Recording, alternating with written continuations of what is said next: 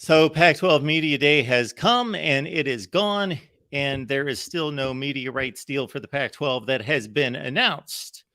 We will get to all the particulars here at the Voice of College Football. Appreciate you all being here. Leave those comments and questions in the chat. The ones that will stand out, of course, will be the ones that are attached to a super chat. We will get to those ones for sure. We acknowledge all super chat contributions, so thank you so much for those. Please hit the like button before you get settled, and we will talk college football with all of you, focusing on the Pac-12, of course. And since I was working on my softball game and softball swing tonight, I really can't tell you too much about what happened at Pac-12 Media Day. And I've got no Pac-12 network for the first time in a few years either. So this is why we bring in the experts as well to talk Pac-12 football. And I've got a list of questions and topics that I would like to cover. And of course, it starts with the media rights. So we've got Tony Siracusa from Last Word on College Football. We have consultant strategist Tony Altimore.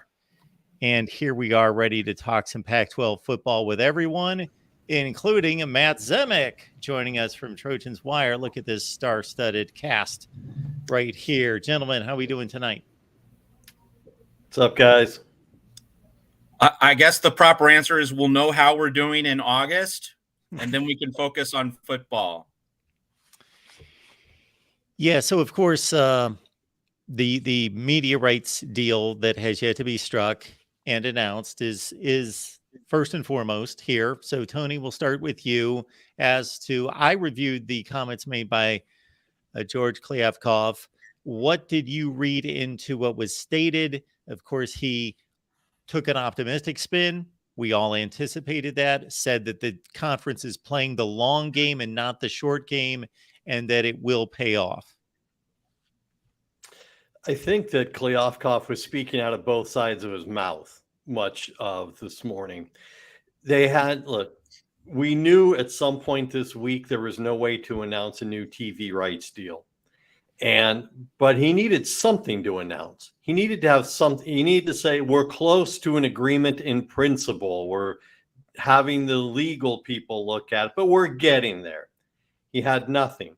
What he said instead was, we're not announcing the media rights deal today because we want to keep the focus on football.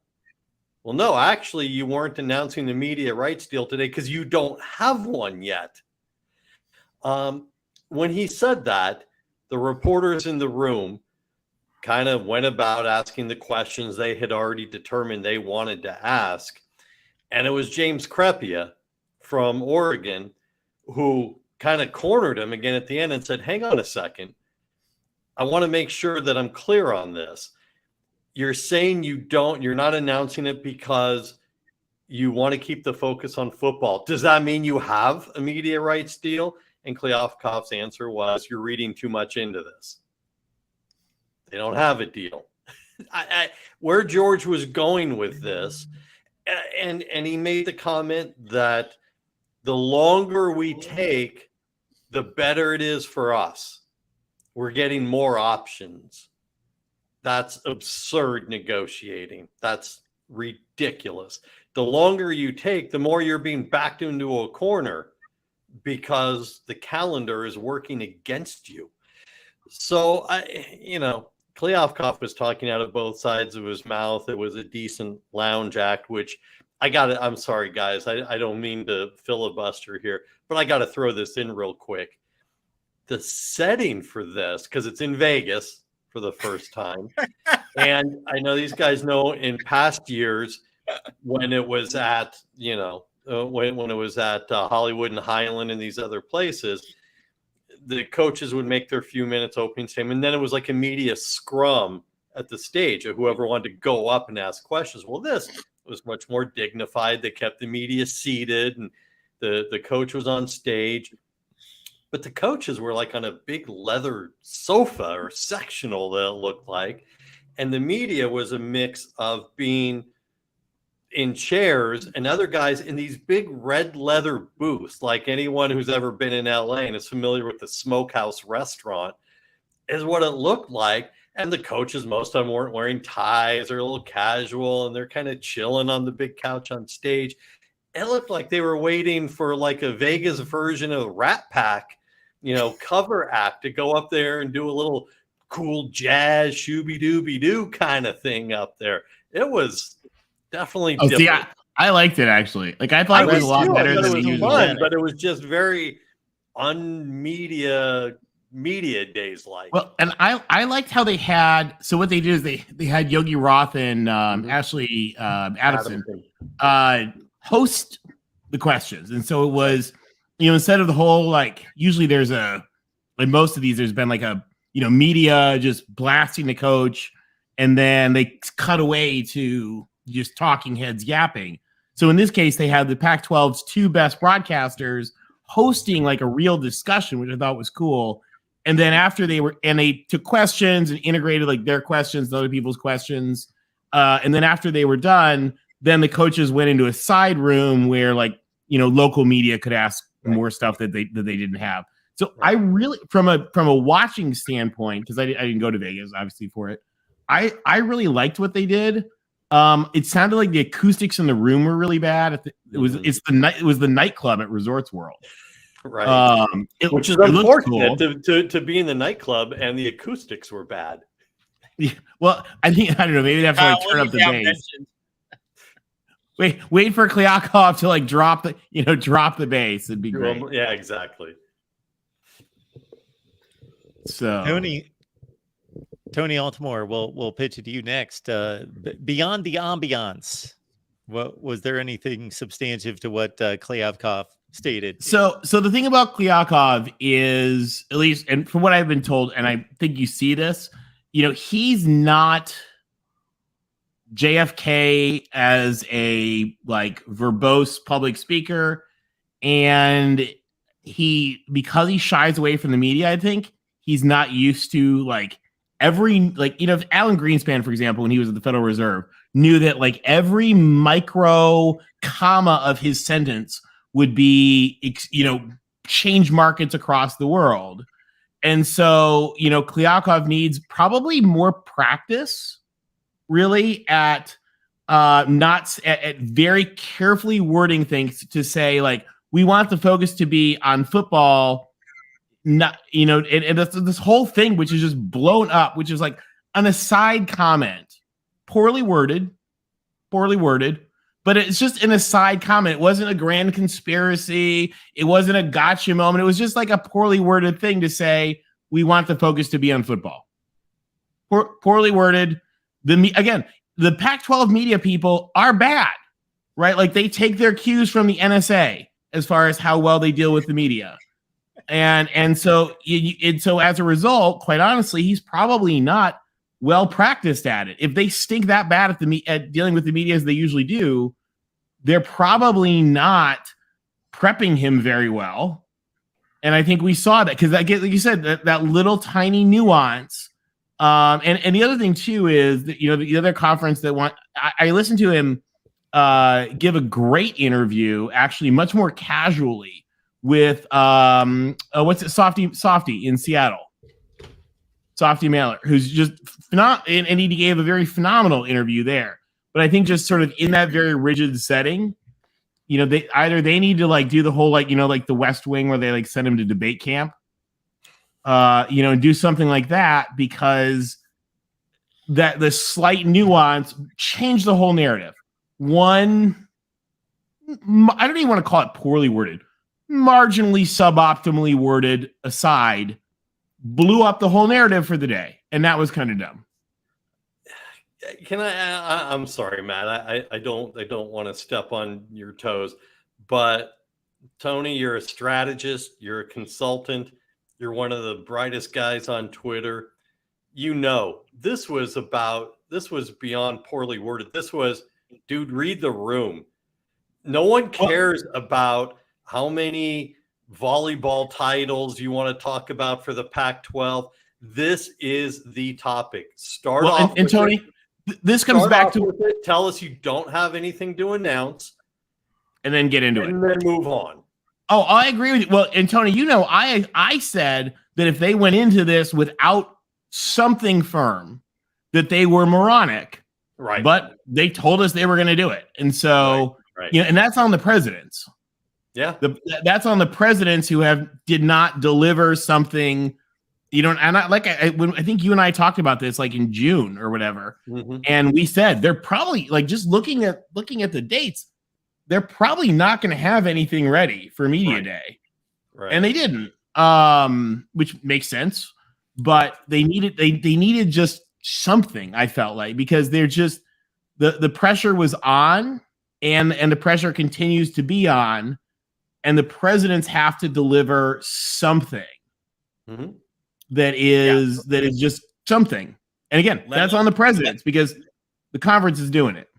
Okay, let me jump in here to kind of between the two Tonys and find, I think, a middle ground here. Like, Kliavkoff couldn't say zero, all right? Even if he didn't have a deal, he couldn't say zero, because people have been waiting forever. Like, he's been, and this is part of this, he's been quiet. He has not had a very high profile in public. That also magnifies what happened today, is that you had all this time to, prepare something to say of relevance after being quiet. So, like, that's going to magnify the focus on each word, kind of like Alan Greenspan. So he had to make whatever he said count. And part of that was he couldn't just say nothing's happening, I have nothing to say. There had to have been a middle ground in terms of, no, we don't have a firmed up deal, but, and like, I know both of you, the two Tonys, read what John Canzano, John Wilner write, and Pac-12 insiders have been, quote, super confident. That's a direct quote from Canzano's reportage this past week about the progress of the deal. Like the other, and ESPN even quoted Pac-12 sources, and I made light of that at Trojans Wire, that if ESPN is quoting Pac-12 sources as expressing confidence, like, reading between the lines, that tells me that ESPN and the Pac-12 are going to have a pretty solid agreement that the Pac-12 is reasonably comfortable with. So, like, there were different things happening over the past week that had not happened over the past several months. There was another excerpt about how a Pac-12 source said, I'm really proud of the CEO group, about the presidents, for the last, quote, 9 to 12 months. They stayed patient and they really fought, like, as though past tense, they were speaking in the past tense, as though something has been accomplished. And I couldn't divulge all the details because it's not all done, and they need to do the grant of rights, and they need to, cross all the T's, dot all the I's. All right. So, like, there was something there. There wasn't nothing there. There was something, not everything, not a full firm deal, but there was something. And so Kliavkoff certainly could have said, something is happening. Something's in the works. We're not all the way there yet, but we definitely have something. And to say, I want the focus to be on football, you at least have to, I don't think it's quite accurate to say satisfy everyone's curiosity in the room, but like give everyone a sense that, hey, the ball has been moved forward and we're not at zero. We're like at the opposing team's 30-yard line. All right. Something like that. He had to find a way to say that without, overly committing, without saying anything that might blow up delicate potential negotiations. Could have said something like the industry forces. Like, this is something the Pac-12 really does believe. And at least if you follow what Canzano and Wilner have both been saying the past few days, the industry forces, which were like, they were at a low ebb in April, May, they're kind of moving in a positive direction. And so, this is part of my ongoing conversation with Mark over the past few weeks at the Voice of College Football. We've been talking about Kliavkoff's wait and see strategy, let things shift and move and then pounce after you've seen several things happen. And that didn't seem like the right strategy. But over the past week, Pac-12 insiders have said, actually, you know what? Market forces, the things that are happening underneath might actually be going in our favor. And I reference the podcast that Andrew Marchand and John Uran did at Sports Business Journal, talking with a Bank of America executive about how Comcast could be the perfect equity share partner for the Pac-12. And of course, Comcast is part of the overpayment scandal that the Pac-12 is dealing with, which has affected the budgetary projections for Pac-12 member schools and their athletic programs. So they're like, Kliavkoff's not going to obviously mention Comcast up front, but he could have said, instead of like, the longer we wait, the better it is for us, he could have just said, we see favorable industry trends, or we see favorable forces. Like, you don't even have to reference the industry. We just see favorable forces and trends going on that we think we can capitalize on soon to make this thing happen.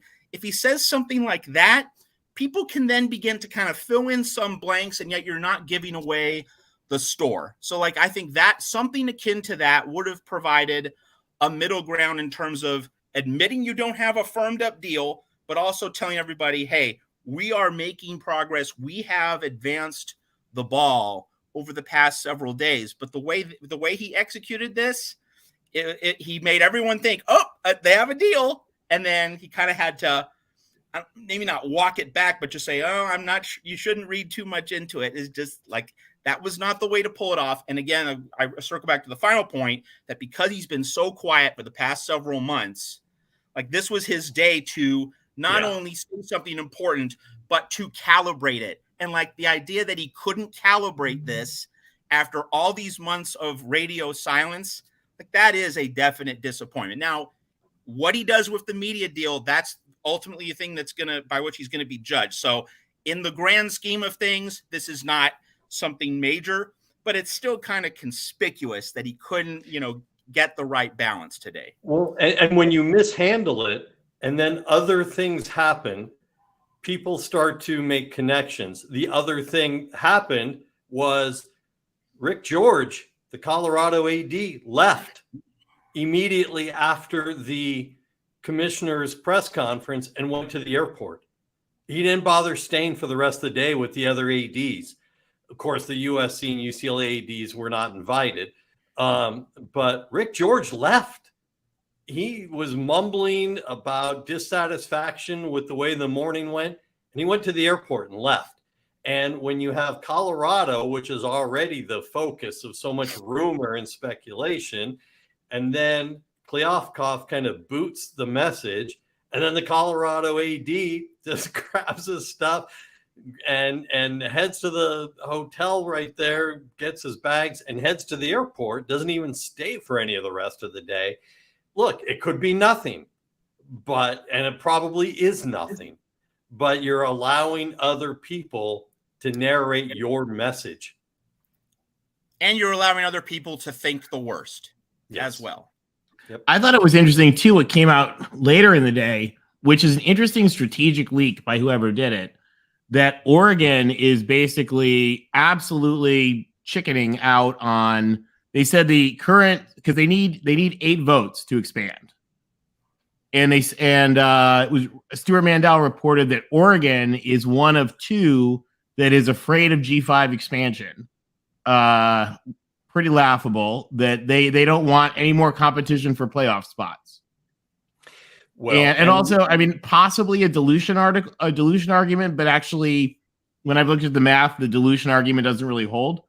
So it's very interesting to hear that Oregon is the, quack is balk.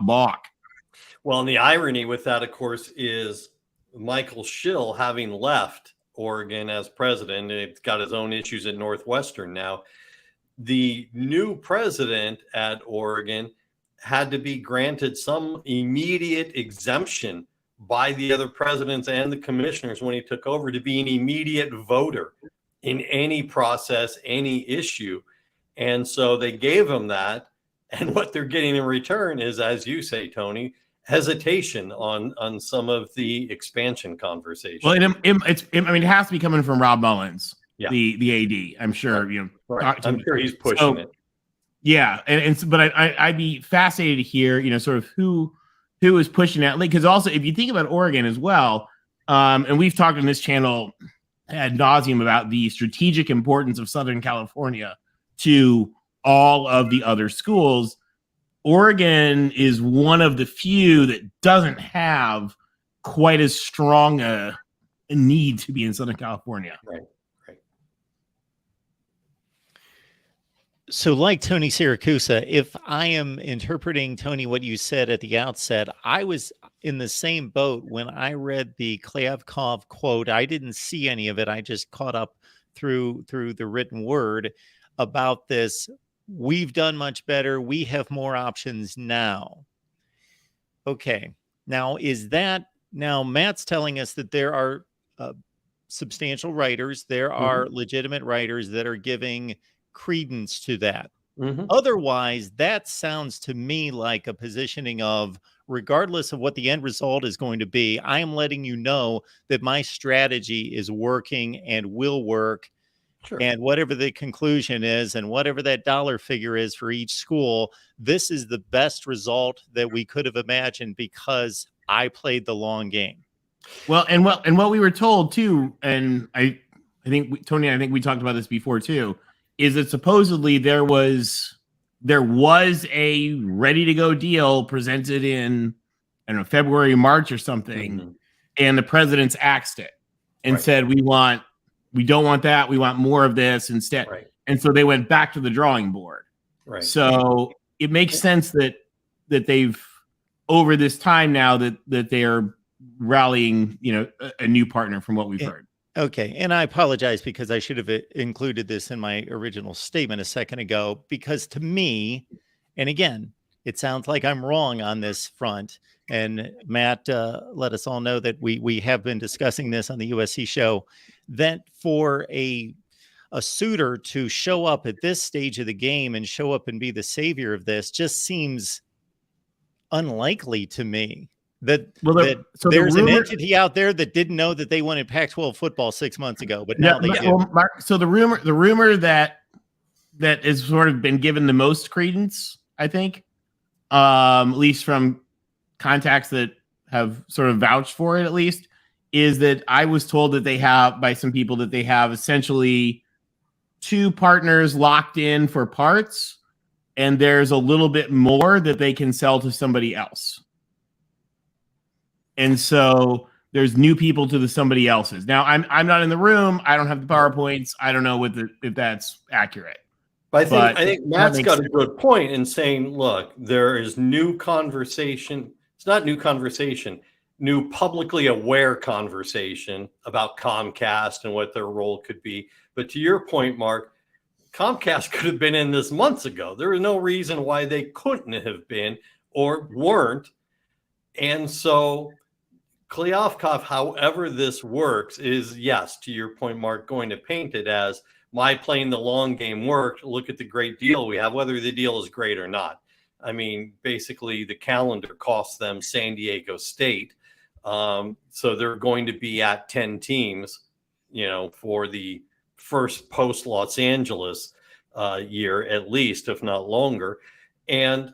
But of course, there's going to be the spin. That's what you do. You put on the best face, and there will be statements from some of the presidents about how pleased they are with the deal, and they are committing to a 3-year grant of rights that the conference wants them to sign, and peace, love, and harmony. It's only when you break down the details, and you and I, how many years have I been saying this on your show, Mark? Details.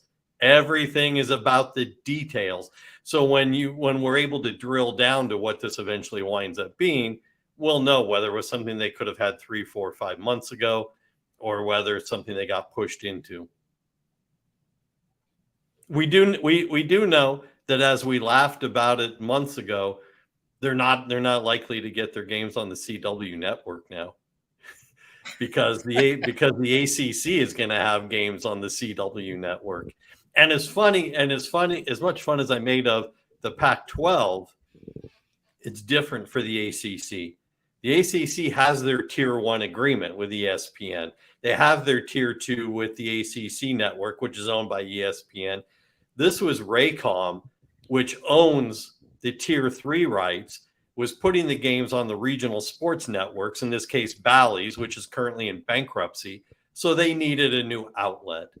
And they struck a deal with the CW network. And so there'll be, reruns of One Tree Hill or whatever. I don't want your viewers thinking I'm familiar with the CW's programming. I had to look it up. All right.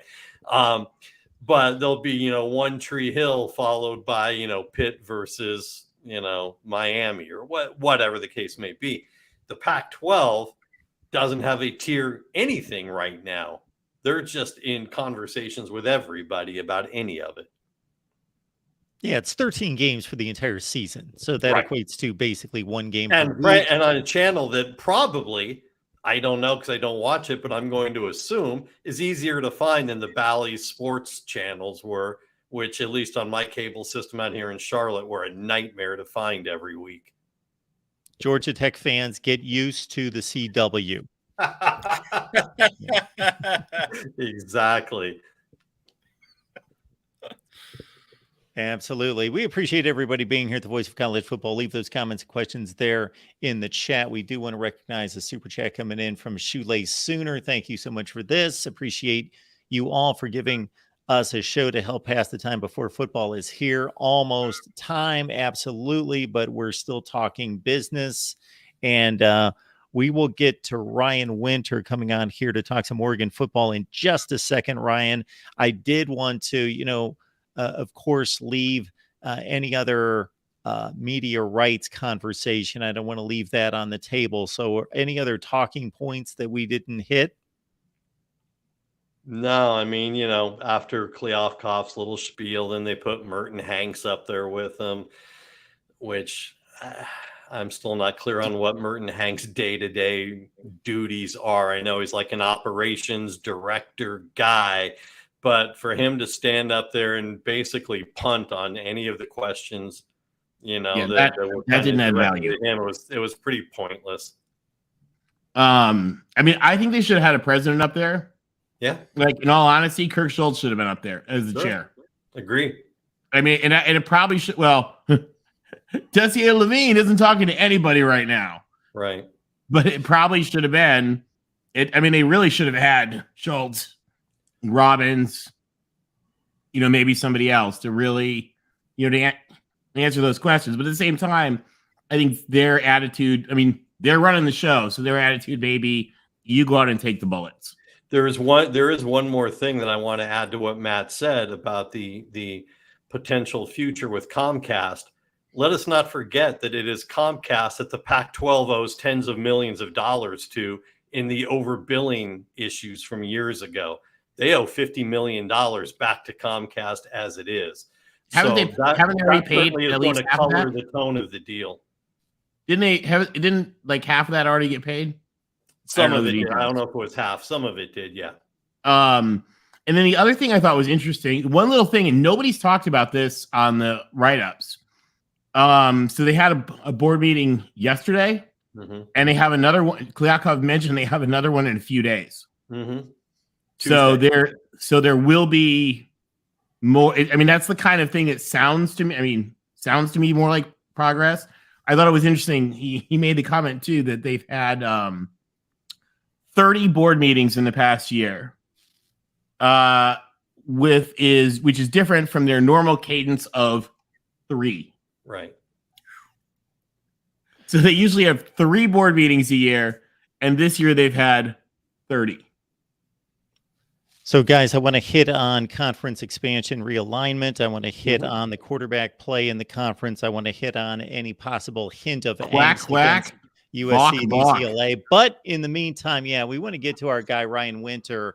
So we're going to go zero in on Eugene, Oregon. Ryan, how you doing tonight? Excellent. Gentlemen, how we doing? Good. How you doing? Fantastic. Ryan Winter. Bo Nix was great today. Absolutely, man. I thought he did great in the interviews. I'll tell you, that was how many media days has he done now? That's true. He should be a veteran at it. I will say one thing that I thought was different, and I think it was Ashley, the way that Yogi and Ashley did their cycles. I came away more impressed with the student athletes on the stage than I ever have it watching any other media day. I think it was part of the interviewing. There's nobody better at interviewing this stuff than Yogi and Ashley. Right. And I thought that they just did a really good job bringing out stories and discussions. I agree. Yeah, it was a good day. It also helped that it was, like we talked about in past years, there was the media scrum at the stage, and then the players in the back of the room with their own media scrum, and there was no sense of control. It was just random reporters shouting out whatever to the players. Having a sense of a more formal setting, a little bit of control to the chaos, it made the Q&A a little easier. I think the athletes wound up coming out looking much better in this than they usually did in the past also. Yeah, I would agree. Yeah, the Ducks showed up. You know, the thing about Oregon right now is that, you know, Oregon is they're in a rock and a hard place, right? You know, the conference feels like it's in a tough spot right now, but Oregon feels like it needs to kind of be supporting the conference, but Oregon can't say much. Oregon's very, very tight-lipped about any of this. They have not said much of anything throughout this whole time about any of the conference realignment or any of the media deal or any of those sort of stuff. And so it felt like today you had a bunch of people asking questions and really not many answers. But I do think that, you know, this is going to be a hell of a year. This is going to be a great year. It's going to be a great schedule. I do think the Ducks are going to show up at the end of the year and be one of those teams in contention. And they're going to be one of those teams. Why? So Bo Nix accounted for 44 touchdowns last year. He can't do much better, except he was hobbling around with an ankle issue that kept him under wraps from a running capacity late in the season. But is Dan Lanning confident that he's going to fix a defense that was pretty porous in the secondary in particular? Yeah, that's the big question. If the defense shows up, you know, they'll be good. And I just think everybody in that top four, I think, is slotted to have a really good year this year. And we're excited as fans. You know, media members, I think, are excited to cover something that could possibly go down to the end with contention. But at the end of the day, you know, the Pac-12 just got to find itself a true champion. And in the last couple of years, it feels like Utah has been the champion, but other teams have had some question marks about that. So, and then Utah had to try to answer a bunch of those questions today, which I thought they did a great job.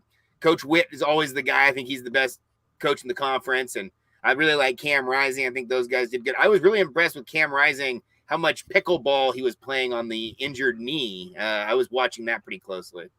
You saw they shut him down when that video when they saw that the Pac-12 network was showing that the SID for Utah went over there and Whittingham was right next to him and told him to get the heck off that pickleball court. Not okay. Yeah, that was not a good look, but it was all good. I mean, those guys have fun, and it's good for the players. But like you said, Bo Nix, how many of these has he been through? You know, so been the face of the franchise at a couple different places now. It's pretty cool. Right. Was last year the setup year for the Pac-12 in that it was a bad league for 5 or 6 years? Sorry, Ryan. Bad league for 5 or 6 years. But last season, the quarterback play was exceptional. It was the best in college football. I thought it was going to be the ACC, but this was the quarterback conference last year, and everybody's coming back except DTR. And this caught people's attention that they're great quarterback play. There's exciting games. There's a champion that had a college football playoff appearance right there for the taking. So the games were meaningful right to the championship game. And now people are paying, despite the issues off the field or supposed issues off the field, there's a thought that, okay, let's pay attention to this conference from a national landscape this year because of what the league accomplished on the field last year. Yeah, I mean, I think last year was a really good year. I mean, I think every year is good. I'm a Pac-12 fan, so I'm Pac-10, Pac-8 before whatever. But to me, it's an exciting conference. I think there's really good football out here. I just think the rest of the country really doesn't see it. So last year, you had to have enough teams in the top 25 play each other. That's the biggest problem for us out here is that we just don't have enough teams in the top 25. So then at the end of the year, they're like, well, this team played, you know, this many games, top 25 rated teams. And out here, you only have maybe 1 or 2. Last year, you got to see a bunch of different top 25 matchups. You got to see some more matchups on primetime television that were really good. That USC Utah game was freaking amazing in the middle of the year last year. A lot of eyeballs on it. George said it. He said that the Pac-12 championship game last year was the highest rated game they've ever had. So there's a lot of good things going on for it. I think also college football had a lot more eyeballs on it over the last 5 years, and it's getting more and more popular. And it just happened to be at a time, obviously everybody loves the quarterback. So having good quarterbacks, having quarterbacks that you know in the transfer portal era, you know, these guys are pretty good going into a team, but you don't know who the guy is. All of a sudden he explodes. I mean, Michael Penix Jr., not that many people outside of college football, you know, fans really knew who that guy was. And all of a sudden now he's being touted as one of the best in the country. So it's an interesting situation, I think, for the Pac-12. They really got to capitalize on it this year. And they got to, and I mean, Georgia's touting stuff like the recruiting classes. They're not doing that in the SEC. I mean, are they really talking about how many 5-stars they got? So I think it's one of those things where we're starting to kind of be able to feel like we can compete a little bit with the rest of the country. The only problem is you don't have that one true champion. And I think until you do that, until you have a team that you can send to the CFP and actually get a win there, or maybe possibly 2, bring home a trophy, it's going to be more of the same. I do think, though, the 12-team playoff is going to help the Pac-12, but it's going to water everything else down, and it's not going to feel the same as it did in the past. So you've got, I mean, to Ryan's point, you need the one true champion, and who's that going to be? I mean, and I asked that seriously. You look at USC's schedule, and I'm certain that I have it out of order, so Matt can correct me, but within a 4 or 5 week span, they've got to play Washington, they've got to play Utah, they've got to play Notre Dame, and they've got to play Washington. Look, no one comes out of that, and then Oregon and has got to play Washington. No one comes out of that clean.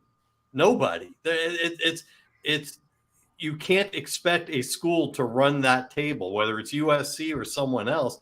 You can't expect them to run that table. So it's.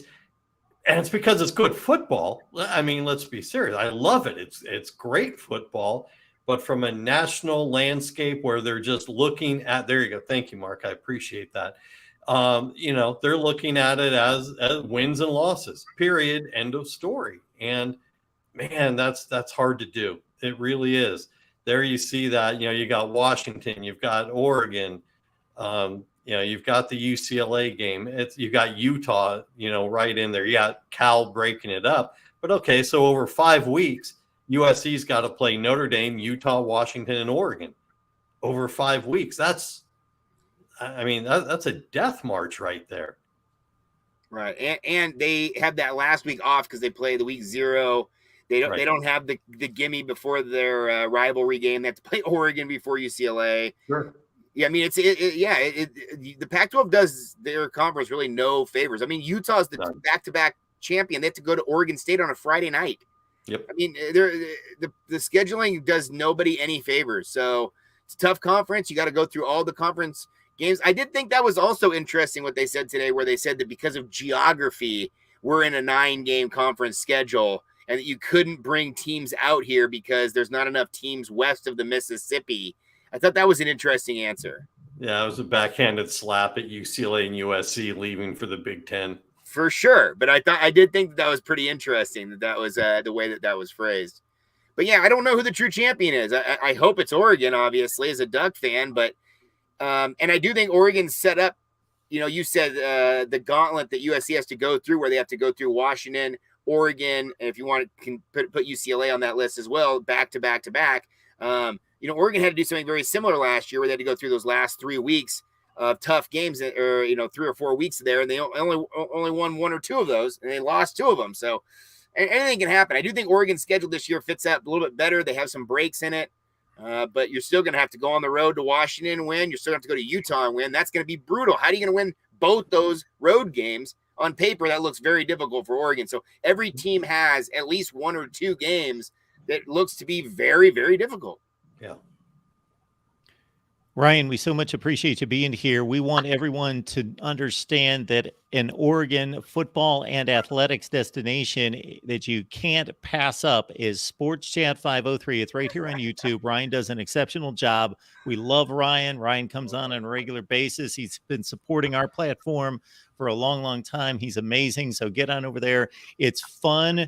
Ryan is a huge sports fan who doesn't take it too seriously. So he has fun with it. He loves it. He travels all over the country following his Ducks. That's Nobody right. loves college football more than Ryan, but Well, he takes it in the right context. So I really enjoy our conversations. Ryan, appreciate you being here. thank you, Mark, voice of college football. And gentlemen, thank you. If you guys want to chat this year, man, let's do it.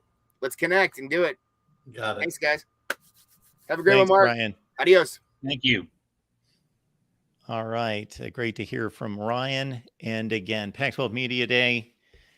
And after the SEC does this for 4 days, then the Pac-12 slams it all together on a Friday. Yeah. We appreciate the right answer is somewhere in between. The SEC for 4 days is insane because they end it at like 2:30 in the afternoon East Coast time every day.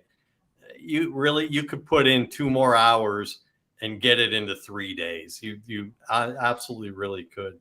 There was, you guys made the comment about Bo Nix being a pro at media days. I got to give some props to my old guy Chip Kelly, who was he was so good.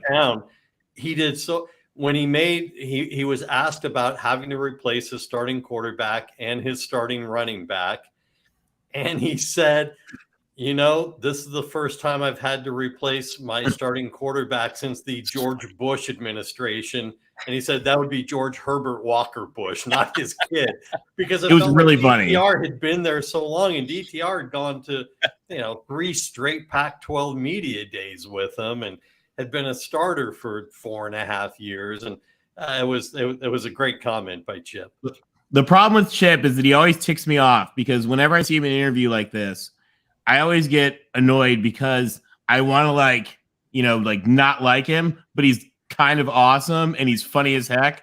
And so I end up laughing really hard and liking him more every time. As someone who spent, more than 4 years covering him, what happens is there are 2 different Chips. Well, there are probably 3 or 4, but publicly there are 2. True of us all. The one who meets with the beat reporters and the local media, who is dismissive. We're not smart enough to keep up with them. He doesn't like our big picture questions because he says we're just trying to have a great Wednesday. All of those things. And then there's the Chip who, when the network lights come on, ESPN or Fox or even turns it on on network, man, there's a whole different Chip right there, and so it's Chip was on today. He made a comment about, he got very emotional, which you don't see happen with Chip. He was asked about Bill McGovern, his longtime friend and his former defensive coordinator for a year at UCLA, who passed away from cancer handful of months ago, and Chip was one of the speakers at his funeral, and Chip got very emotional, and my heart went out to him. And I don't have it in front of me, so I'll have to paraphrase it as best I can, but he said that that a lot of people have a fear of dying because they have a fear of being irrelevant. And that if you want to, how do you put it? If you want to touch history, touch a rock. If you want to touch the present, touch a flower. If you want to touch the future, touch a person. And that's what Bill McGovern did. And that was the story that Chip told. And he had an anecdote about it. And I give him a lot of credit for opening up like that. Chip is an extraordinarily private person, does not give away much of himself at all. And for him to be that open and that vulnerable in a room full of media people, Chip did well today. So on the field, real quick, can I ask you guys a question for your take? Because the weirdest thing, which struck me as the most PR insane thing of the day, like just what are you thinking? I think I know the answer. Was Arizona and Jayden DeLaura. Like they brought him out there and then they threw him out and then he had like sort of a statement, but sort of not. Like, I mean, first of all, if you thought anything Kliakov was awkward, you should have seen the Jayden DeLaura thing. I thought, okay, well, they're bring him. Maybe they're trying to preempt for anybody who doesn't know, there is a settled court situation in a juvenile court relating to a sexual assault allegation against the Arizona quarterback that has been horrific in the news. The report, I mean, the allegations, I don't know all the details of. I have been told that like Jed Fish very much mischaracterized the plea deal or whatever. I don't know if it was no content. I think Laura's attorney no came out 2 contest. days ago and said there is no plea deal. There is no agreement in this because there's a civil suit also, and he wanted to make it clear there is no agreement on the civil suit between from the woman to Delora. And I thought I had read that he. I thought I read that he had pled no contest in the criminal charges, but there's still an ongoing civil suit. And yes, so this was it that. put the kid in a horrible situation today. I can't Bring your running back. Yeah. Bring somebody out. Like I thought it was just a dumb move to even put him in that situation. And then when they did, he was just completely unprepared for it, and I love Jedd Fisch. Like I think Jedd Fisch is awesome. And I thought Jedd Fisch did a great job in his presentation on the team. But I didn't get what they were doing with having. I thought it was crazy to have Delora come. Well, and notice that they had Yogi ask the question about it, so it wasn't coming from someone sitting out there in the media. And Yogi alluded to it, and Delora whipped out a piece of paper that looked like a prepared statement, which he couldn't stick to. He couldn't stay on it. He kept kind of wavering and saying, I can't talk about this, and then he would go and talk about it off the statement. He got very emotional. It was a train wreck, and I can't imagine anything good that came from it. I got to imagine the kid couldn't wait to get out of there and go back up to his room and forget the entire day happened. And I can't imagine in what world Jedd Fisch thought it was a good idea to put him out there. Yeah, I didn't get it either. The only approach I could think, and I'm not saying it's reasonable and I'm not defending it, is that we're not running from this. We've got nothing to hide. He's going to ultimately be proven innocent and therefore, or not guilty, I should say, and therefore we're going to meet this head on. That's the only thing I can come up with. Which would be a viable strategy if they had met it head on. But that car was swerving all over the road before it ended up in a ditch. That's a perfect analogy. I'll tell you the other one who impressed me. I'm sorry, Mark, go ahead. Go ahead. No, take it away, Tony. I was going to say the other one who really impressed me, and they're going to be bad this year. Like, no question, they're going to be bad. But I was really impressed with the Stanford stuff. Mm-hmm. Troy Taylor just seems awesome. And I feel bad because he's going to probably win like 2 games. But the cavalry's coming in 24 with that recruiting class. Yes. It is a phenomenal recruiting class. Yeah, I agree. I thought he did well. Talked about the differences from having to go, from Sacramento State to, Stanford and what it takes to make that kind of leap. And I thought he presented himself really well. I thought he, it's the kind of thing you would expect from a Stanford coach. I was always a big David Shaw fan in terms of, while he made some very questionable coaching decisions, he was one of the great thinkers and of college football coaches, and the kind of guy as a media person you could sit down with and ask him any question about any topic, and he'd sit there and have that conversation with you. So I thought Troy Taylor did very well. And Jake Dickert was odd. Like, Jake Dickert made me want to throw on pads and go play for Wazoo. Right. He was really cool too. I was really impressed by him. He talked about how, look, it ain't easy up here, in Pullman, but it's not like we're the last, bastion of civilization either. We have airports and restaurants and all of those things they have in normal cities.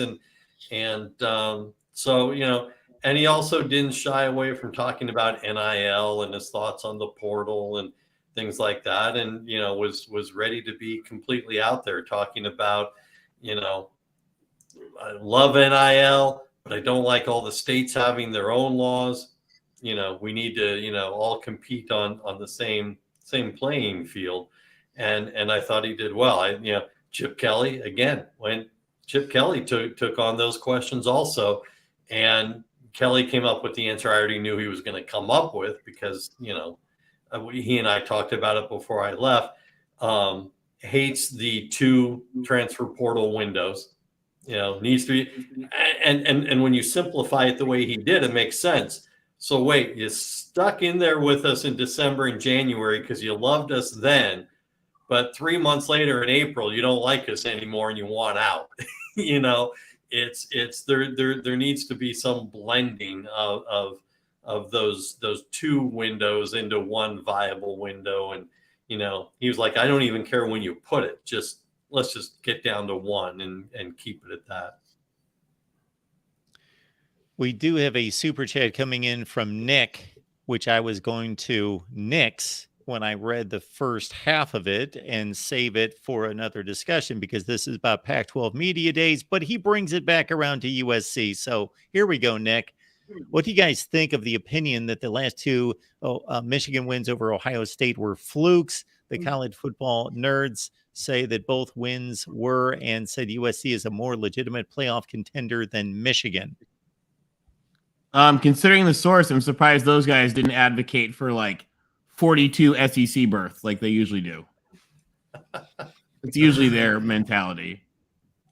I guess I would defer to you guys. So maybe I'm bad in this as a Michigan native and USC alum, but Michigan was kind of good last year and kind of ran Ohio State off the field.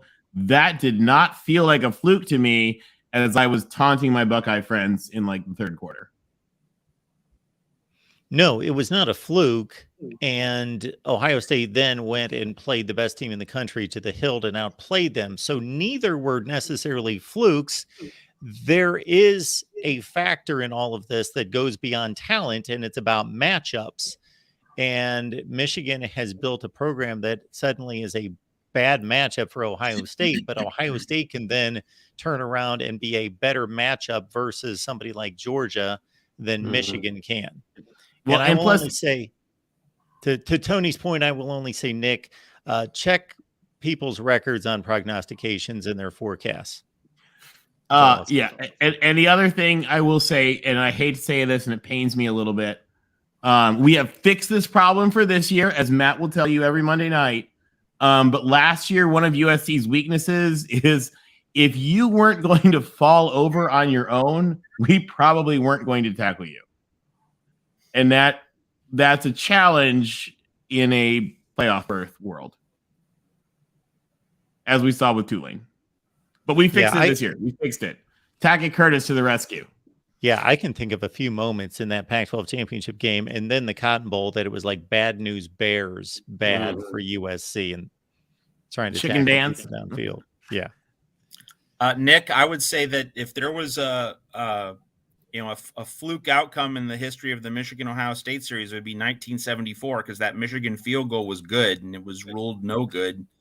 But when Michigan kicks Ohio State in the teeth the way it did the last 2 years, those aren't flukes. Yeah, think of just like a bad call late in a game, or a guy slipping on a banana peel, and creating a 75-yard touchdown. Those are fluke things, but that did not happen. So USC those were dominant beatdowns. The humans that watch football are treating them as legitimate wins. The computers are still favoring anytime anyone brings up some kind of computer model, it still favors Ohio State and still will tell you that Ohio State was a better team last year, and it doesn't make sense. Well, and these guys got into an argument with me once on Twitter because they were insisting, Mississippi State was better than the Green Bay Packers because of the glory of the SEC. So I finally was like, I've had enough of this. Unsubscribed.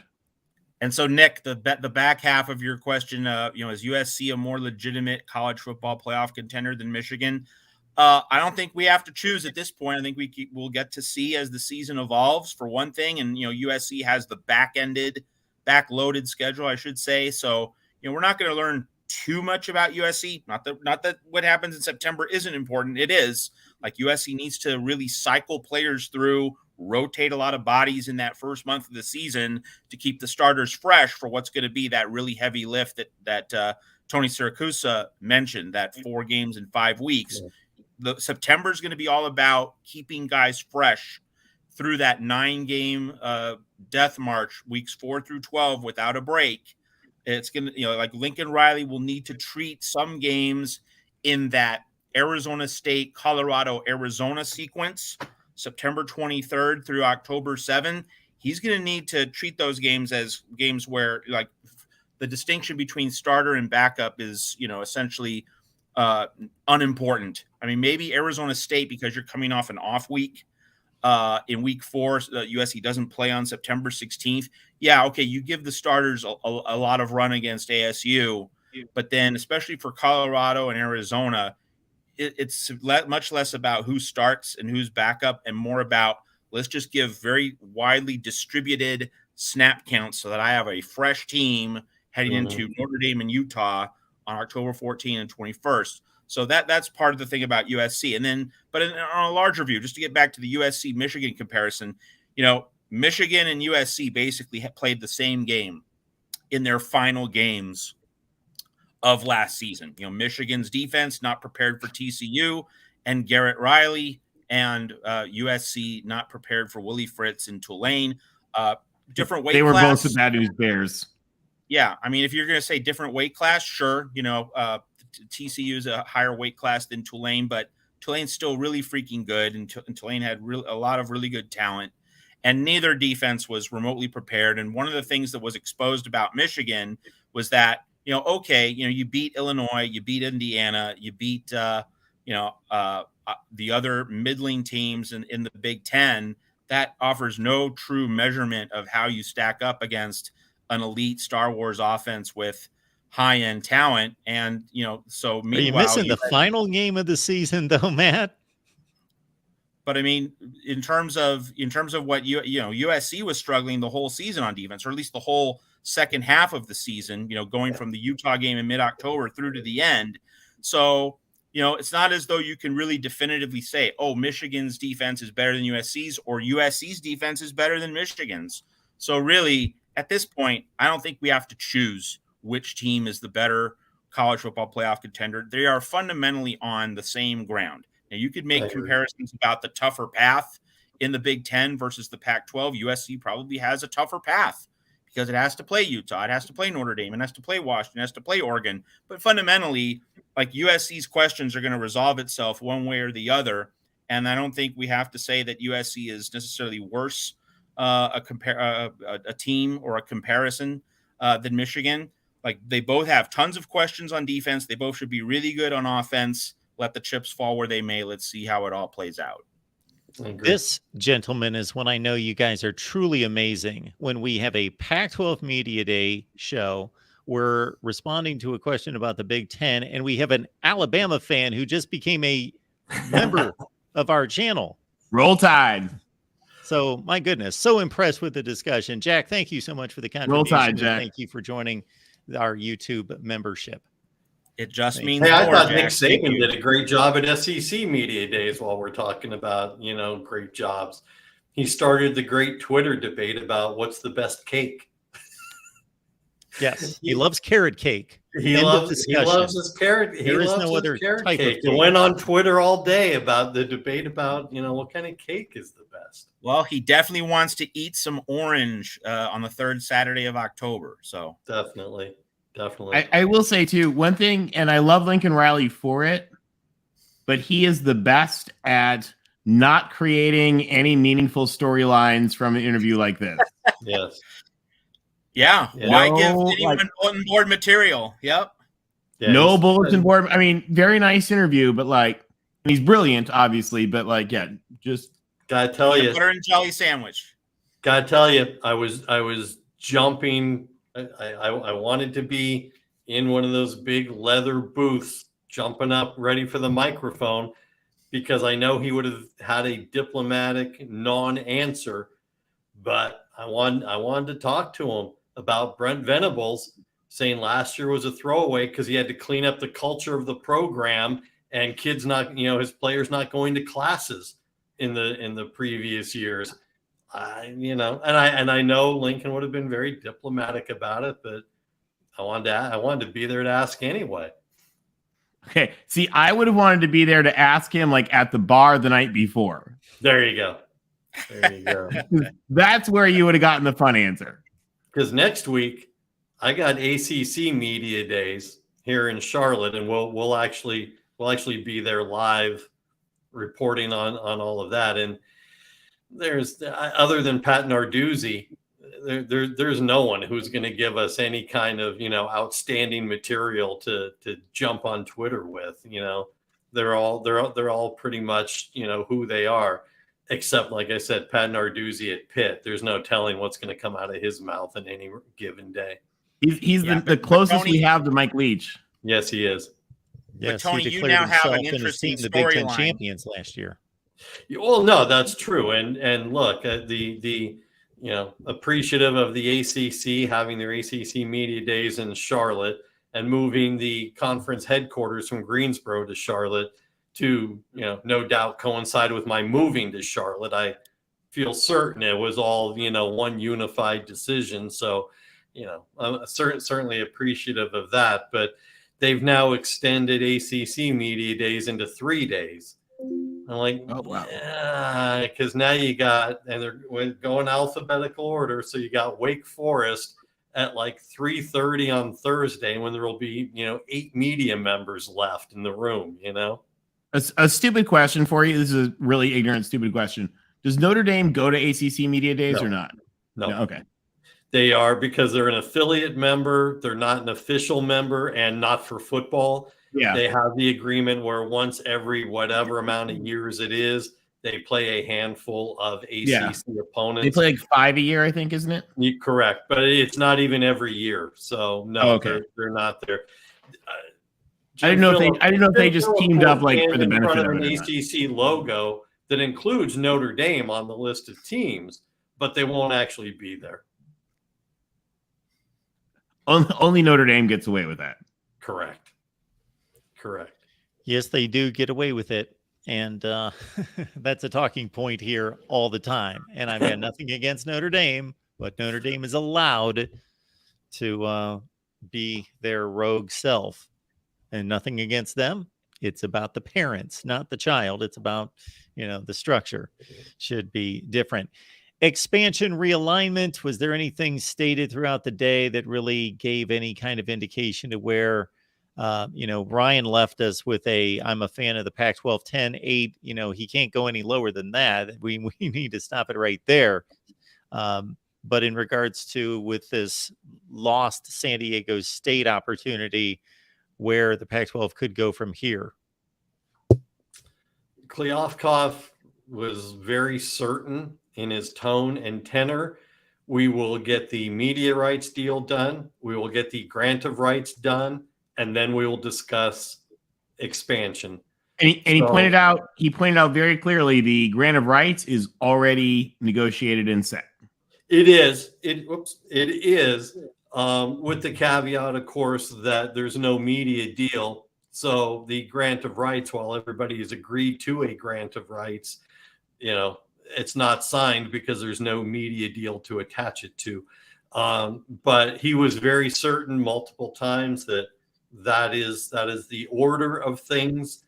Everybody agrees to it. There is no deviation from it. I maybe you guys heard it differently, but he was asked about any other schools who had been committed to, obviously with the allusion to San Diego State. And he said that they had never committed to bring in any other school at any point recently, because we're going to have the media rights deal. Then we're going to do the grant of rights. Then we will do expansion. So he was quick to shut down any storyline that he had promised San Diego State that they could come in. Well, and he was very clear on that, and it sounded like other people were also very clear that the 10 are the 10 are together. His interview with Softy later in the day broke that down a lot, even more. Right. He's much better, I think, in those interview settings than up on stage. Right, I agree. So yeah, I don't think he should have had actually interviewed him. Yeah, I don't think any Pac-12 conference expansion is imminent in any capacity. No, because now they're definitely, all right. I shouldn't say definitely. It seems from everyone I've talked to, they probably still expect San Diego State and SMU to be added, but that it's probably at least a year. At least, probably longer.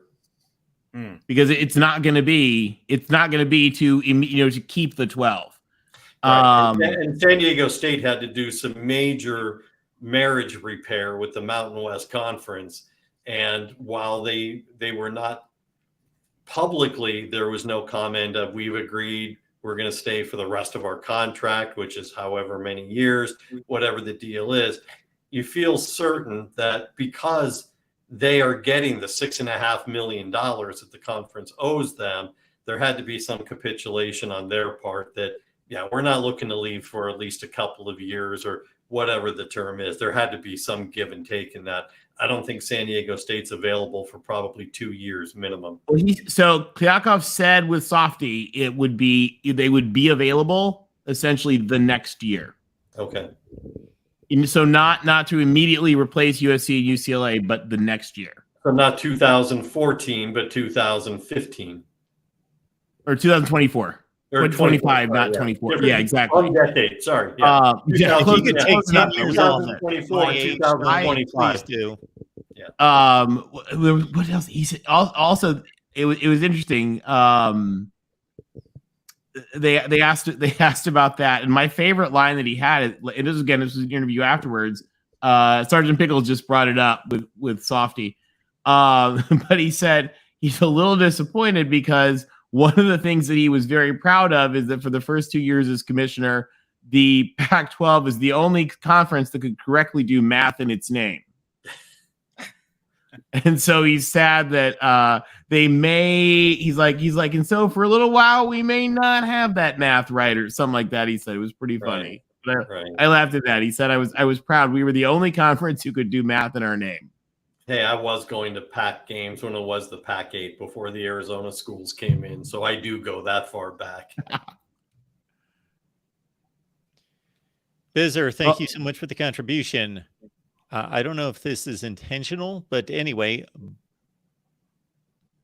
Buckeyes taking it all this year. Fam, Buckeyes. Go Bucks. Thank you for the contribution. We'll see what Jim Knowles does, Bizzer.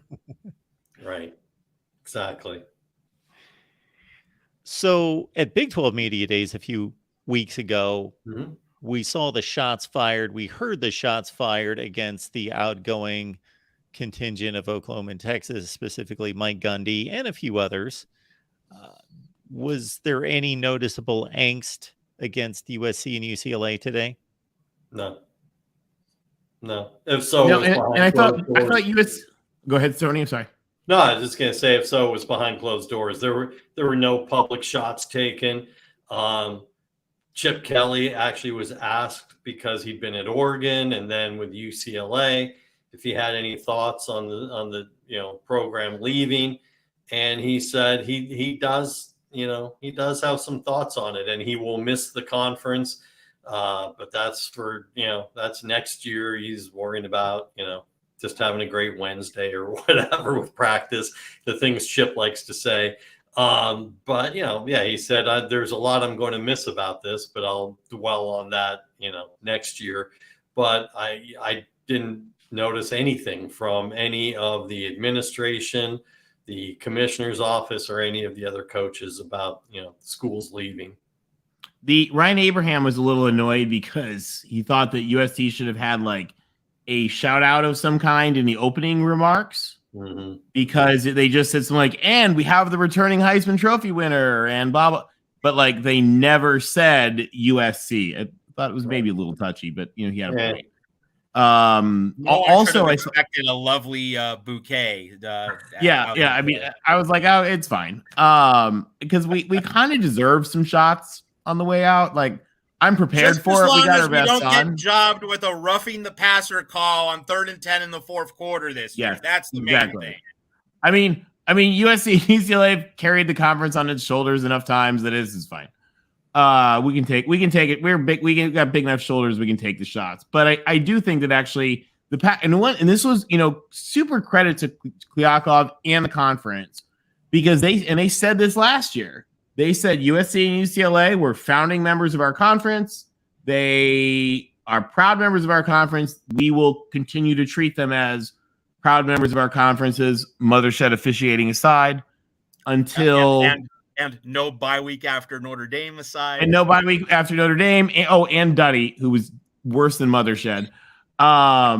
Okay, so there's a few things, but in general, I thought it was pretty classy, pretty good, and I thought it was great. Lincoln Riley said, we're excited about the future, but we do have nostalgia, to the history and everything like that as we go forward this year.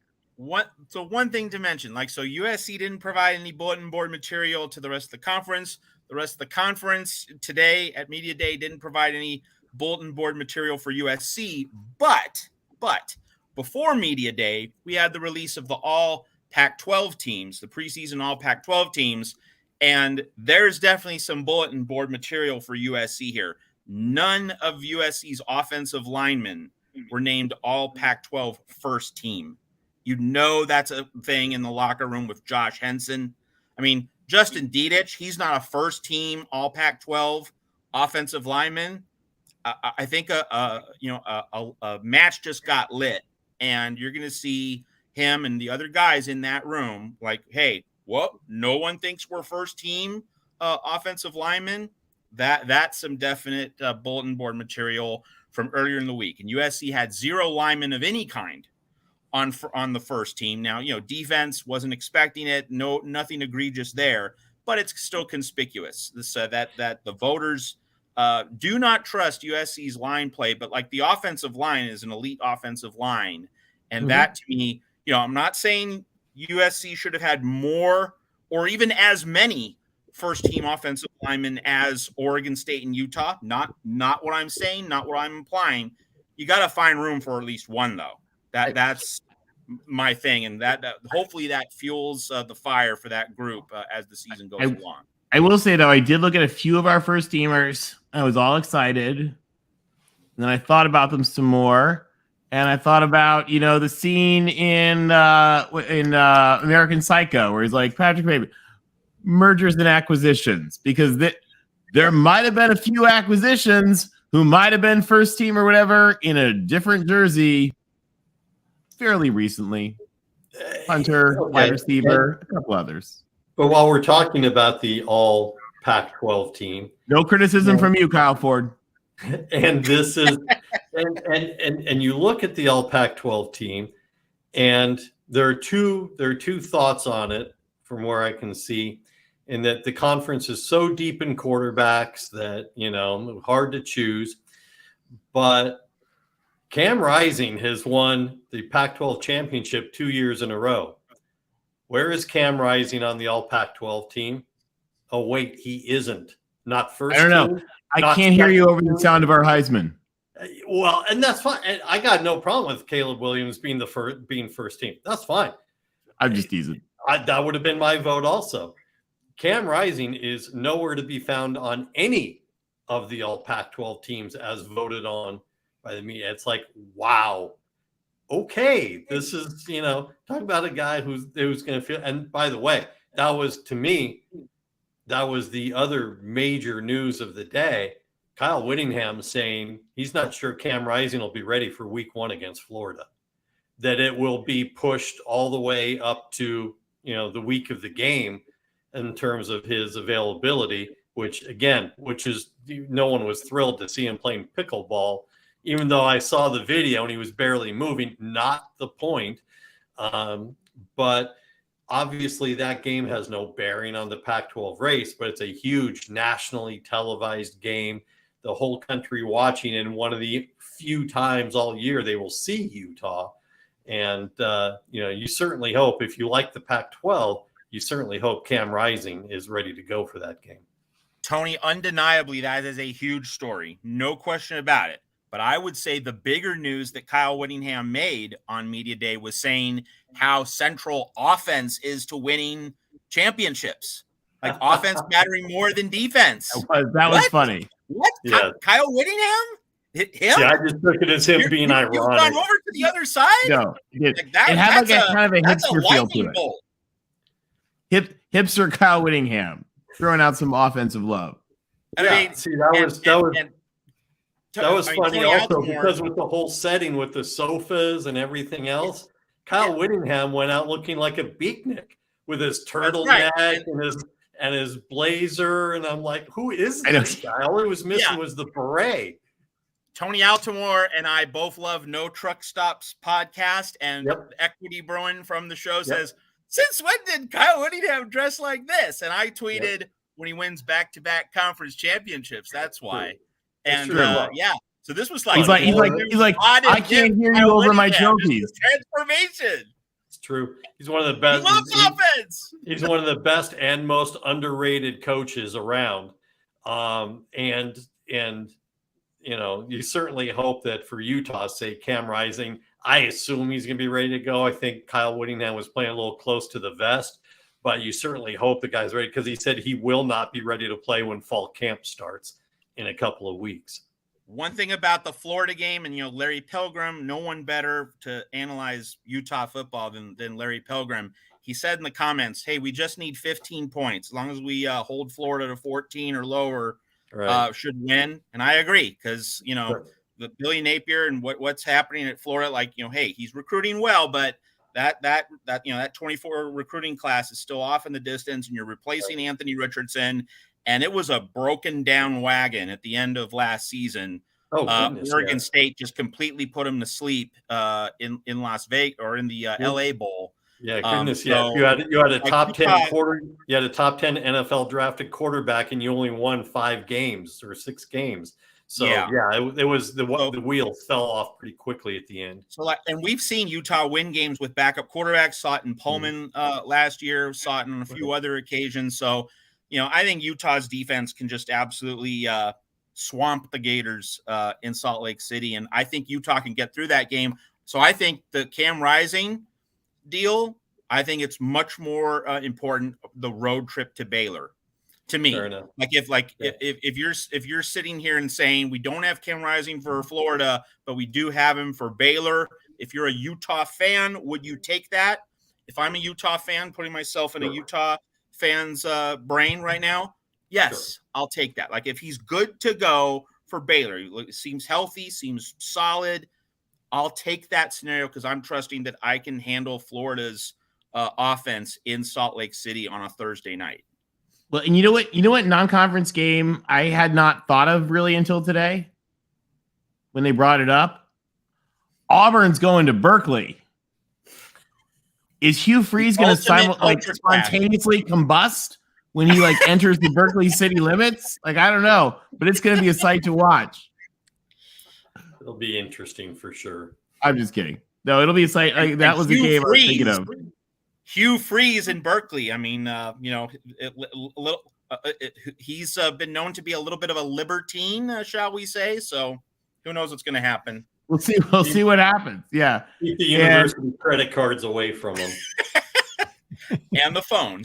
Yes. True. But I'll tell you guys though, I really came away watching just when I thought about it from a production standpoint, because there was a lot of debate, a lot of sass with. So the Big 12 did their media days at Jerry World, on the field, and they threw everything on the field. And then the SEC and the Big 10 do very traditional, hotel ballroom, press conference, fairly bare bones by compare, and so lots of debate back and forth on that. And I really kind of liked whatever event planner they hired to do this.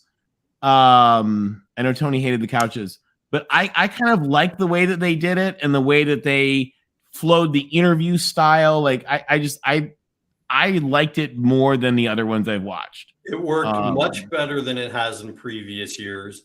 If you were home watching it, you actually got to see the coaches Q&A with the media, which you never got to see. You didn't get to see before. All the Pac-12 network would show was the coaches with them on their set. So you got to see a lot more if you were a viewer. To your point about the SEC, they are moving to Dallas next year for SEC Media Days to Jerry World. No, they're at the Omni. Oh, you're right. I'm sorry. You're right. They are at the Omni next year. You're right. But yeah, they are moving to Dallas next year. They're going to start moving it around a little bit more. And Tony, just to jump on that point, makes you wonder, when will the Big Ten have media days in Los Angeles? How soon is that going to happen?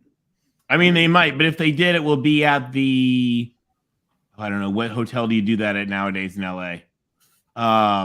Whatever the big one is at LA Live, it'll be somewhere like in a big boring ballroom. Like I thought, I don't know if the Big Ten is going to pull back cool. to the ballroom setting anymore. They've been at Lucas Oil Stadium the last couple of years at have they? the Colts Stadium.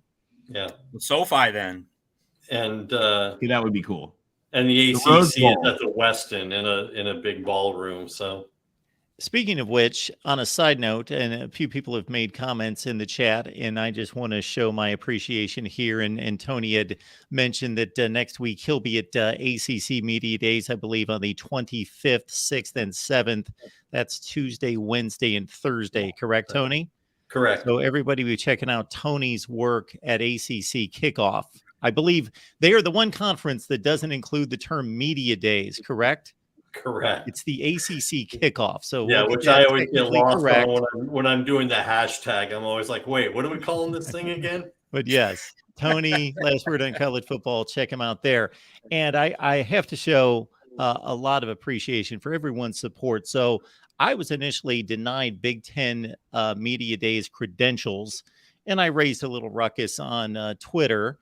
And we had, between my two posts, like 500 likes and like 65 retweets. So thank you so much for your support.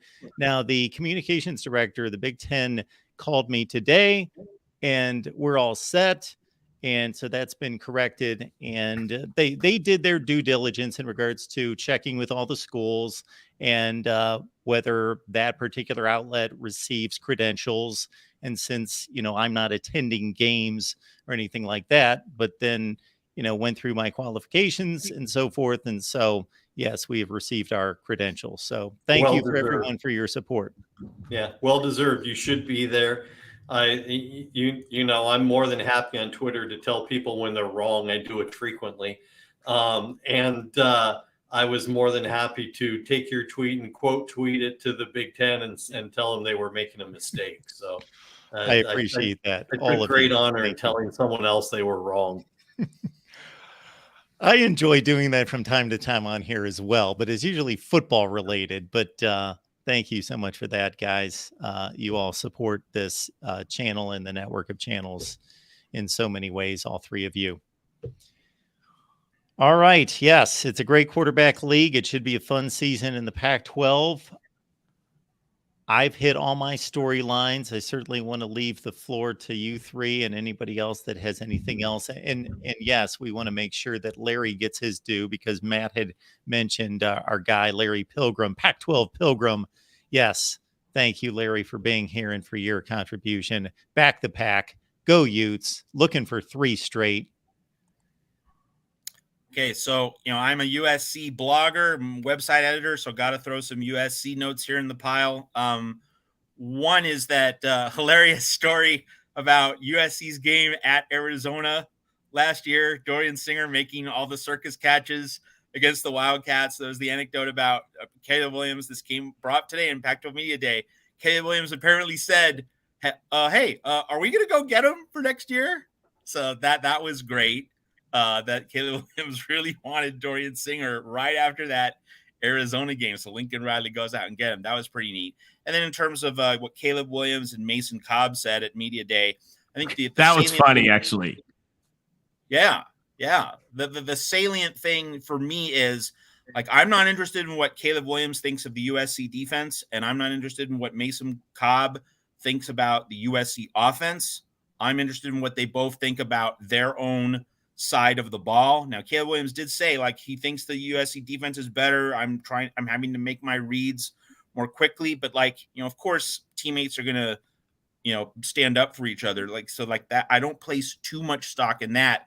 But when, someone who knows his side of the ball, talking about his side of the ball. So when Mason Cobb says Bear Alexander's a freak, and when Mason Cobb says, we're all hitting certain levels of speed in our in our sprints and in our running and that kind of thing. When Mason Cobb, who's been around the block, when he's saying those kinds of things about the defense, all right, I'm going to place some stock in that because Mason Cobb knows how to be a defensive player. Caleb Williams doesn't. I mean, Caleb Williams can do a whole lot of things. And actually, he did break up a pass last year, a trick play that went bad.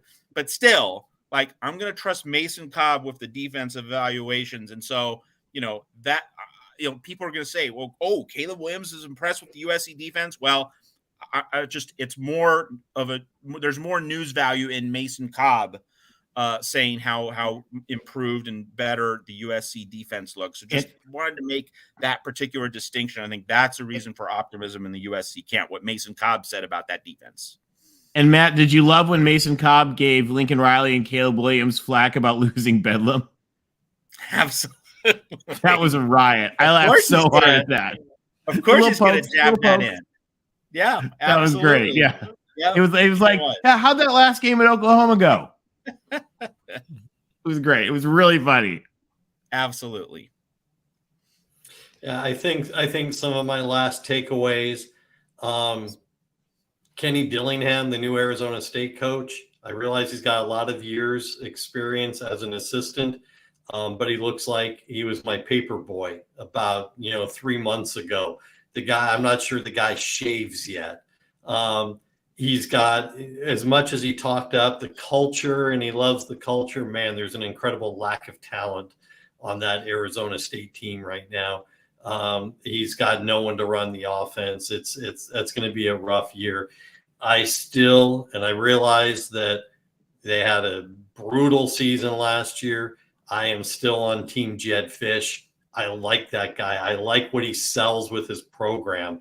I like the positivity that he comes up, and it's not empty positivity. It's not talking. He's talking about players and what they're doing and the work and the stuff they're doing in the offseason to improve. And it doesn't feel like just empty, coach speak. If I'm an Arizona high school player, I'm buying what Jed Fish is selling, frankly. With all of his losses last year, look, Colorado had just as bad a season and they were getting blown out every week. Arizona lost 5 of their losses were by 7 points or less. So they're at least, participating. They're there. They're close enough. We talked about Chip Kelly, and as open as he was about anything, he's now got this new cliche that he has started wheeling out there to the media, which he did with Joel Klatt about a week or two ago, and he used it again today, that, hey, you may think things are bad. There's no crying on the yacht. And we're living on a yacht, and there's no crying on the yacht. You just no crying on the yacht. Exactly. No crying on the yacht. That will be a thing. I think that, I like Jonathan Smith at Oregon State. I think he's done a great job up there with what he's got. Not exactly an effervescent time with the media because that's just not who he is. But I thought he did well. I felt bad for Colorado with Dion not being there because Coach Russell, their defensive coordinator, nice guy, good coach. Yikes with his time with the media. Was that weird though? Because here's my question on that. Sure. And I don't want to lean into the conspiracy nuts. So let's just put our tinfoil hat on. Just kind of weird when you own the largest healthcare system in the state of Colorado, couldn't sort it out somehow for the coach to be there.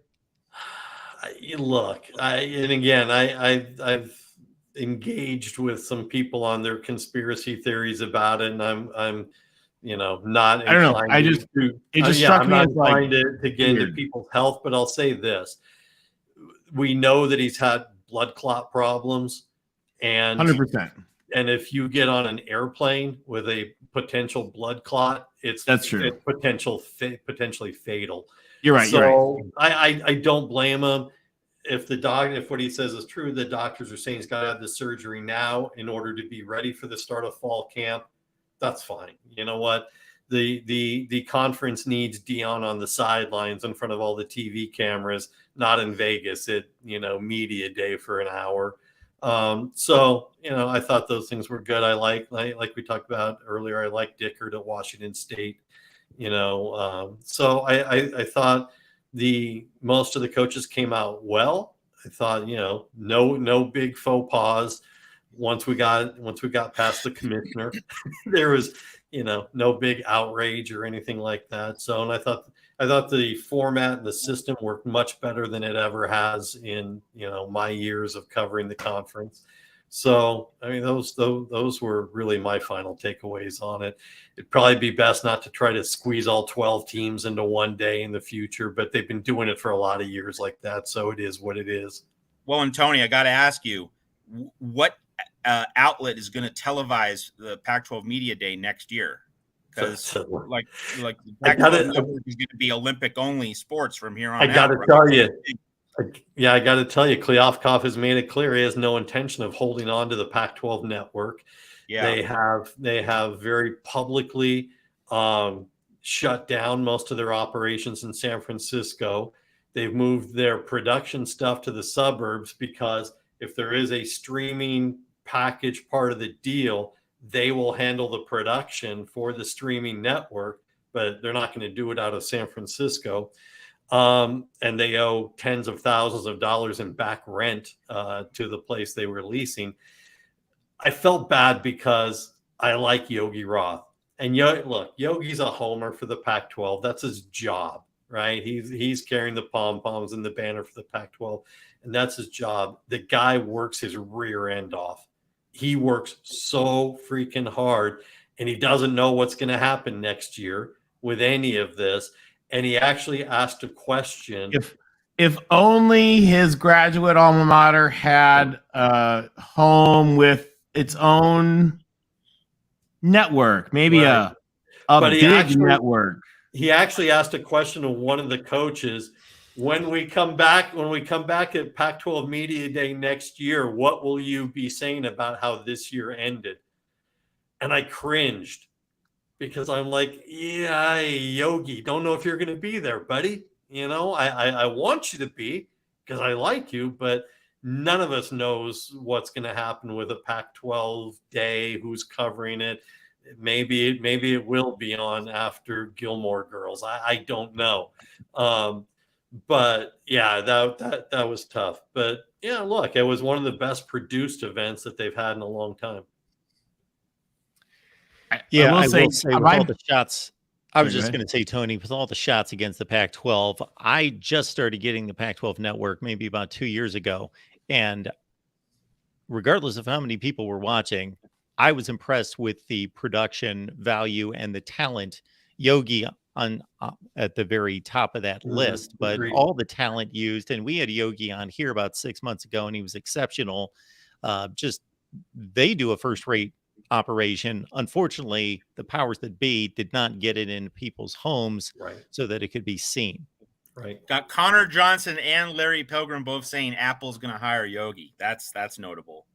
Hey, we take that. We take that in a minute. I'll say my biggest disappointment with today is that they failed to do, which, I mean, other Tony and I talked about, and Matt and I have talked about, and Mark and I have talked about ad nauseum. They failed to do something, and the presidents failed to do something that would then allow the narrative to shift so that the whole world will be talking about Lincoln Riley and Kyle Whittingham and all that, instead of like slight side clauses and who had a flight at what time. And I mean, just all that noise is because they failed to solve the do something issue. And that's on the president. Correct. They booted the opportunity. They booted the message. They needed you, Tony, as a guy who can put this kind of stuff together and get the correct message out, because this was your one chance. When you looked at the room for the rest of the day, most of the national media left after the commissioners' talk. It was the local and regional beat reporters the rest of the day, and most of the national guys left. I mean, they're despite the weird rumors on Twitter, they are not my clients. My clients would have done a better job. Yeah. No doubt. But I just can't get over that the presidents didn't do something, and maybe they think they did. I mean, maybe DeStefano picked up the phone and talked to Sean Keeler this week, right, to clearly put a lot of stuff to bed. There's some people who say, oh, maybe trying to turn up the heat, whatever. But like, I mean, they had their meetings, but they were clearly trying to settle some of the rabble rousing in advance, which is smart, but you got to do something so that there's a response. And Tony, really glad you brought up DeStefano, because he was saying things about the progress of the deal, with Tony mentioning Rick George storming out. Like that seems like a 1+1.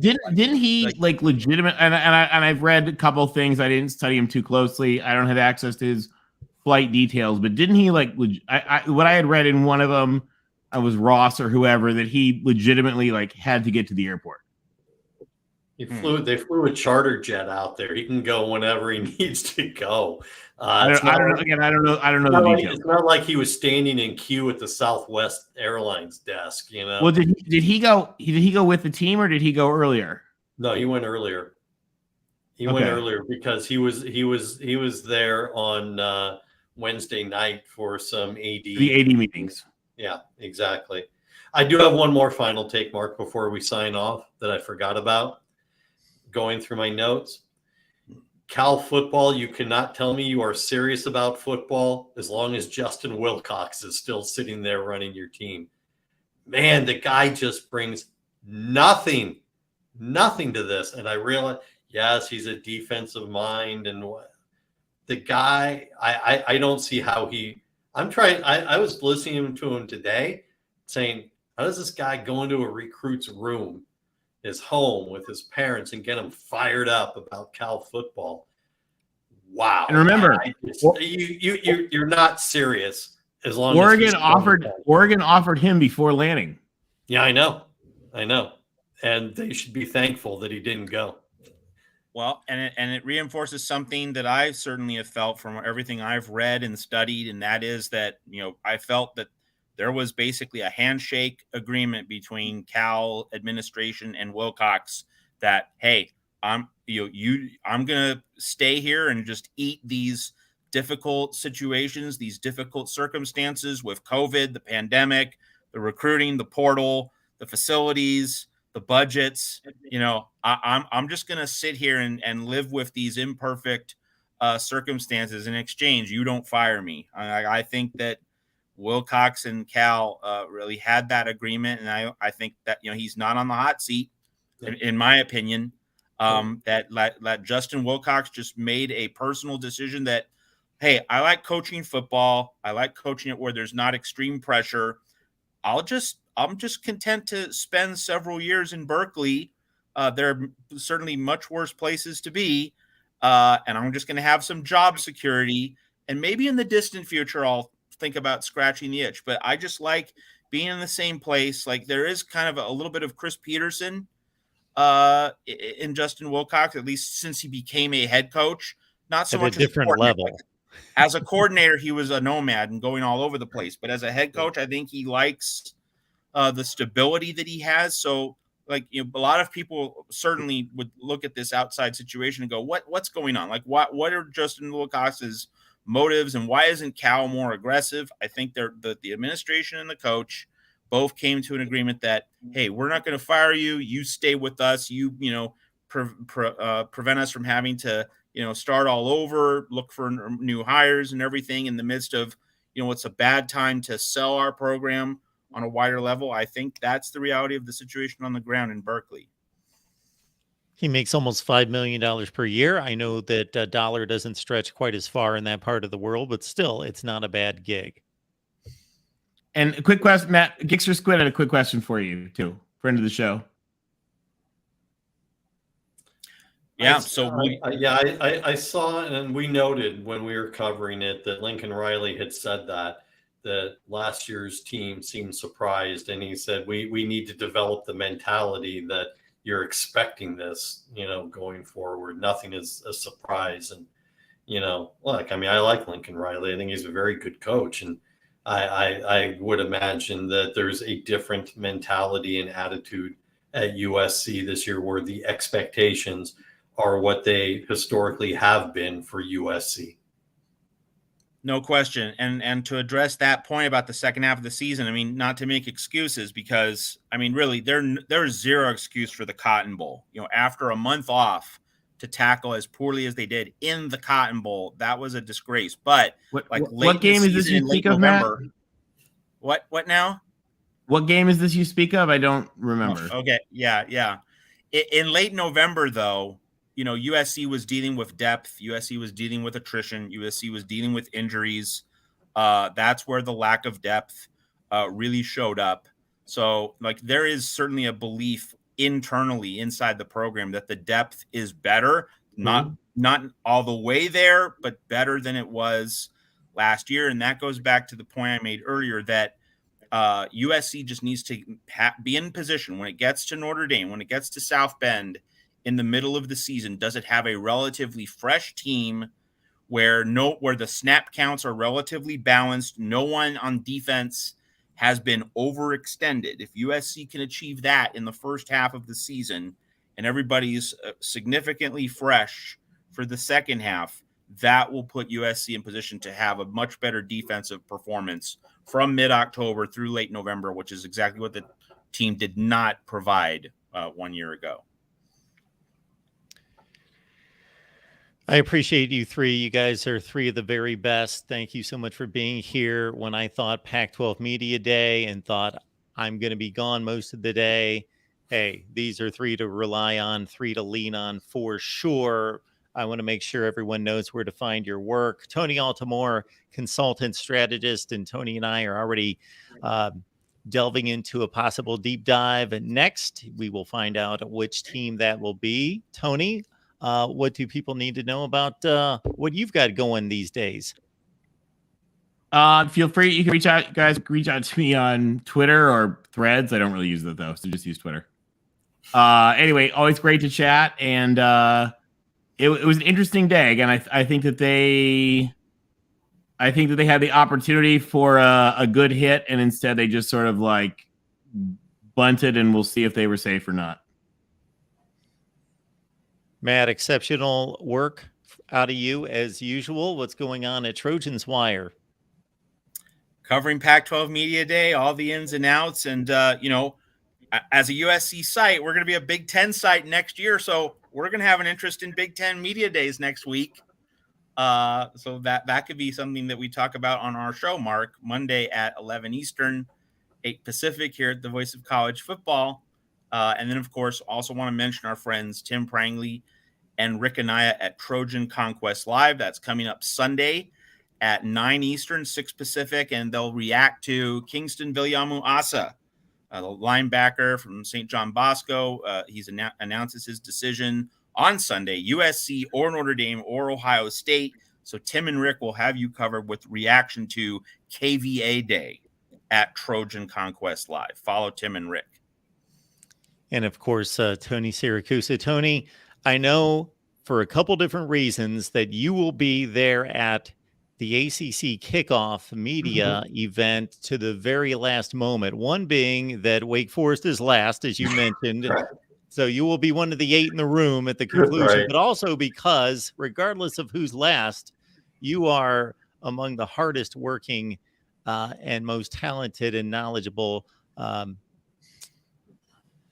individuals working on this great game of college football. So I appreciate that. That's kind of you. I always appreciate the support. We are fortunate to be surrounded by good people at Last Word on College Football. We're fortunate that the Last Word on Sports network has grown. The network itself, which covers everything. If it's sports, it's being covered. We got guys covering rugby and cricket and, you know, all around the world, is now up to 535 writers worldwide. So this would probably stun people. Our biggest site on the Last Word on Sports network, NHL, NFL, no, it's tennis, because it's such an international sport. Get audience from all over the place. we are ready for a huge year with college football. I know last time I was on the show, we talked about while other sites have had to pare down, we have ramped up, and we will be going into the season with 30 beat writers around the country. So we've been blessed to get support from corporate to expand our base, and I'm really excited. I'm really excited about what we've got going on, and as usual, I'll look forward to when the season goes on, talking to people about the awards that I get the privilege to vote on, and the All-American team, and all of the Outland, and all of those things. That's always a lot of fun. So, and as always, you have been a supporter of ours from the early days when I think we had like 3 writers, and we're lucky to get a few thousand page views per year, and now we're at 1 million a year, and so we're grateful for all of that. Absolutely. Tony, thank you so much. Tony Altimore, you are the best as well. Matt, thank you so much for being glad to here. You help. guys were just phenomenal. 3 of the very best. Thanks for making this happen as we cover Pac-12 Media Day, and we'll be working hard next week covering the ACC and the Big Ten. Guys, thank you so much. Everyone in the chat, thank you for your support as well. And keep it locked in here, right here at the Voice of College Football. All right. Be well.